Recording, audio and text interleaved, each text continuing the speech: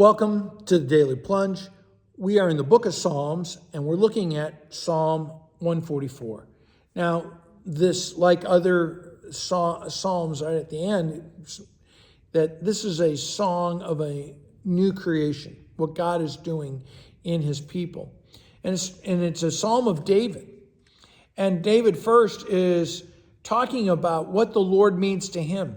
He's praising the Lord, and he says, the Lord is my rock. He's my fortress. He's my stronghold, my shield, my deliverer, all of these. And he is my loving God. And all of this, David is talking about the personal faith he has. That God is real to him. God is personal to him. Next, he talks about what the Lord has done for him, that the Lord has trained him for battle. And I think about how each of us are called to battle the wickedness and evil of this world. So all of us are to be trained for battle by worship, by being in the Word of God, by prayer, right? Then he talks about how he's the God who gives me refuge. And so that we are to find refuge in the Lord. And then he's the Lord who subdues people, that he goes before us to subdue those who would mean to do us harm.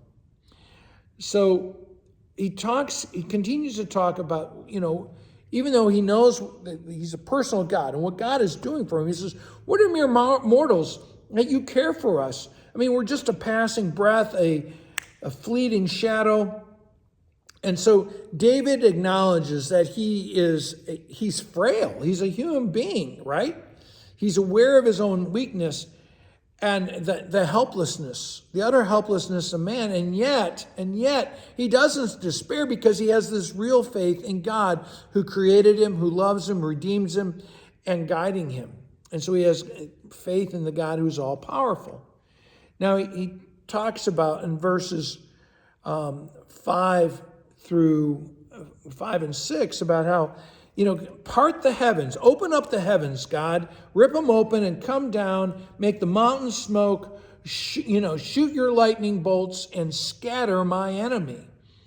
And really what's going on in that is that he's referring to what God has done in the past. He's recalling what the Lord has done in the past.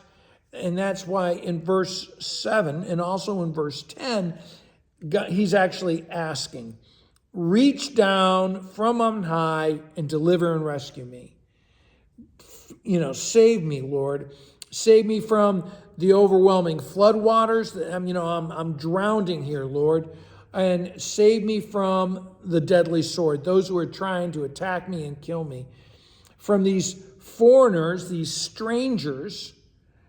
And you think about, what are these strangers? Who might be strangers attacking us? And they're people who speak lies and deceit. They are deceitful. They're not speaking the truth of who God is and what this world really is about. And not only do they speak lies, they do lies. They do deceitful works. And so what does the psalmist do in response? Verses 7 and 10, he goes on and says, I'm going to sing a new song. I'm going to make music to you. You're my God. And I'm going to write new songs for you, to the God who gives victory and delivers his servant. And what should our response be? That our God who delivers us. And particularly he delivers us from sin, death, and the devil. We should be writing and singing new songs all the time. And then lastly, what will the Lord do after the rescue? Well, what the Lord is going to be blessing his people, this new situation, the vision of the future blessing that's coming from my God. And he talks about how he provides provision and health. The young men are going to be well nurtured. The young women are going to be guided to be pillars. Barns filled, sheep and flocks increase. Even the oxes are going to be strong. And then peace. No siege, no captivity or exile, no cries of distress. Instead, there will be shalom. Thanks, friends. Have a blessed day.